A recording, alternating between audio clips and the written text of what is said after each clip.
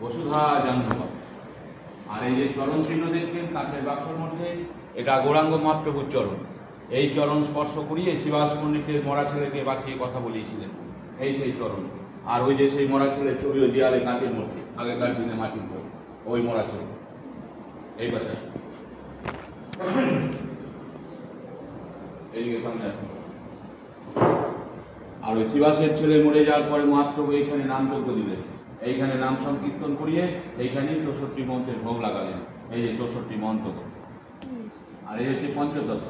এই পঞ্চতত্ত্বের নামে নামে আজও নিত্য ভোগ হয় এখানে। সেই ভোগের প্রসাদ আছে, বাড়ির জন্য নিয়ে যাবেন। ওই মহাপ্রভুর চরণের তুলসী ফুল দিয়ে প্রসাদ দেওয়া হয়। এখানে 20 টাকায় পাবেন শুকনো মিঠা। এটা 1 মাস 2 মাস থাকবে, নষ্ট হবে। এদিকে সামনে আসুন সবাই, চরণাবিন্দ নিন। আর প্রসাদ দিয়ে নেবেন, শুকনো মিঠাই বাড়ির জন্য নিয়ে যাবেন। এটা নষ্ট হবে না, এটা 1 মাস 2 মাস থাকবে। এটা বাড়িতে নিয়ে গিয়ে সকলকে